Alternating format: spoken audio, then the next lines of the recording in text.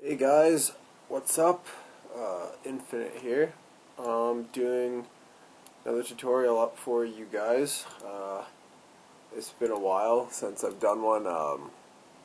Apologies for that. I've just been really trying to get the music out to finish the year off. Hopefully you guys have been digging all the stuff that I've put out lately.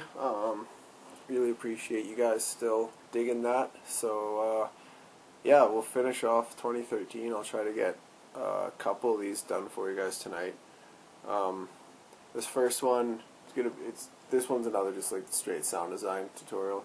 How to make this sound. The patch will be in the description for those of you who don't really want to see what I'm doing. Go ahead and grab that. Links in the description. It's through my page. So yeah, we'll hop right into this. We're gonna make the sound. It's just the first growl in my I See Stars remix. Sounds like this. Begin. So just this guy right here.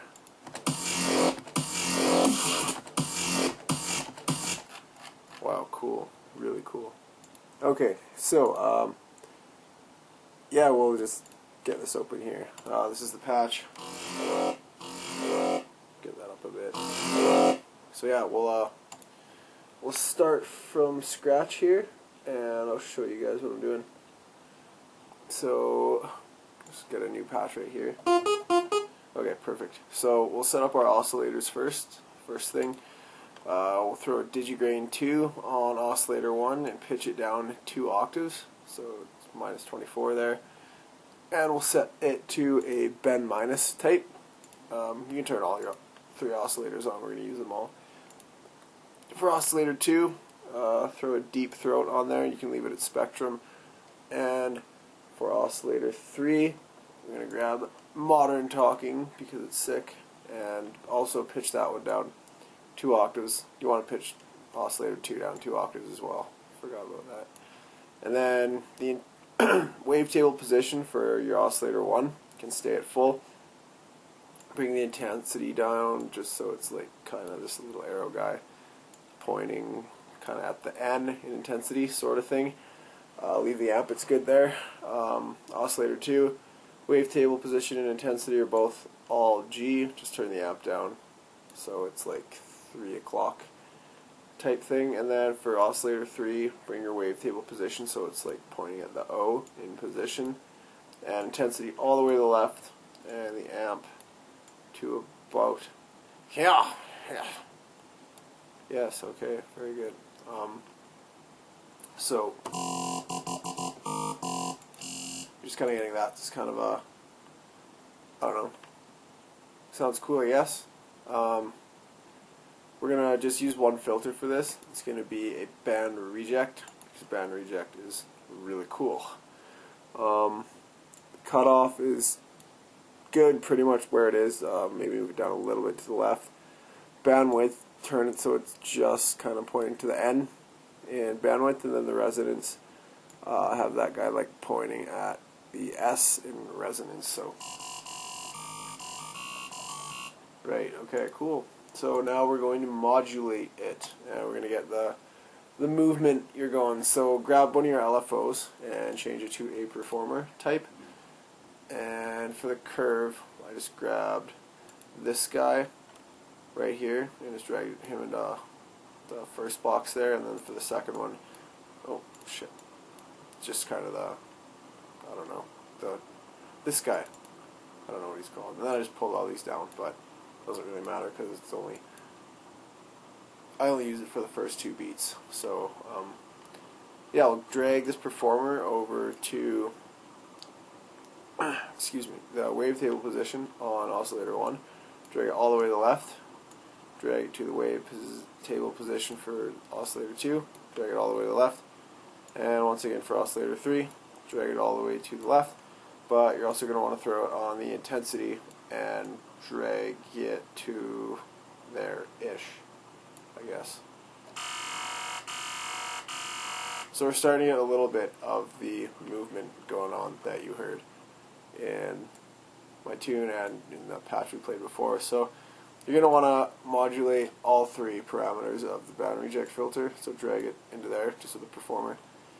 And drag this on the cutoff, just drag it to, so it's, you know, a little bit about there. Bandwidth, so it is roughly there.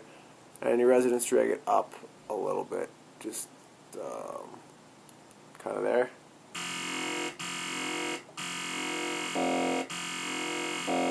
Sorry, I forgot to change the time in your performer. Sync it and make it a ratio of 1:2. So, but you want to drag the X fade sequence and the amp mod all the way up. That's going to make it so it's just playing the top row. Cool, so we're starting to get the movement. It's the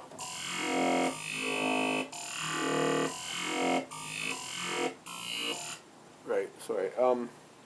So now we'll kind of just beef it up, sort of thing. We'll go to insert one. Actually, first we'll just get the voicing bit done and out of the way. Leave the max at 16. I put the unison to 2. I just hit this pitch cutoff and drag it ever so slightly, just one to the right, one notch. Just there, and then I hit the pan position and leave it to the left. You should get that big kind of stereo sound now. Just kind of spreading it out makes it sound, you know, a lot wider. So now we can go into adding our effects and like the distortion, getting the more crunchy stuff out of it. So for insert one, grab a parabolic shaper and put the drive so it's like between 1 and 2 ish, and then dry wet, crank it all the way up, and insert 2, grab a hard clipper, and it should be right there. Yeah, there you go. So if you missed that, it just kind of not showing up on my screen. There's the hard clipper. Dry wet, put it so it's kind of pointing at the E in wet, and the drive so it's just past the E kind of thing, and then, oh, that's very loud. Maybe turn that down a bit. So that's pretty much like the patch right there. It's just kind of little stuff now. We'll grab a Bronner tube and we'll throw it on our insert effect 1, and we'll just put the drive up a little bit, maybe the dry wet up a little bit. Sounds cool. And then Diminution Expander. What I've always done before is left the dry wet at exactly half and took the size down the entire way. What I've noticed lately, if you just bring the size down the entire way and then bring it up 1, just the tiniest amount, just so that it moves, it kind of gives it a little bit of a wider feel, I think, than to if it's just all the way down. Might just be my ears and it might not be noticeable at all, but that's what I did. From there, it's just little EQ, like maybe bring the high down a little bit, maybe the low a tiny bit,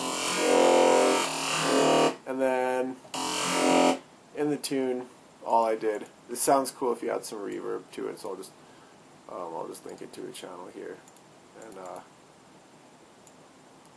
just throw on like a stock reverb and bring it down a bunch, and it's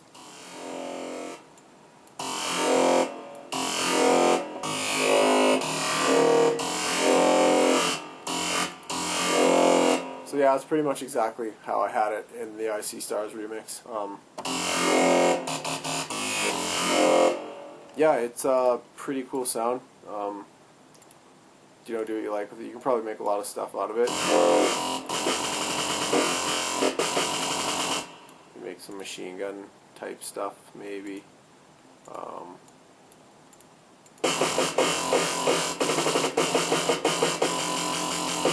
Yeah, I don't know.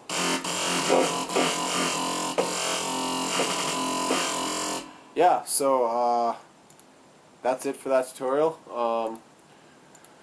Drop comments in the comment section if it's helpful, please. I read all the comments I get on all of the tutorial stuff and every comment on SoundCloud or my page or whatever. I don't always have time to reply to all of them, but I definitely try to. So, yeah, hit me up and let me know what you guys are thinking. Yeah, take it easy, homies.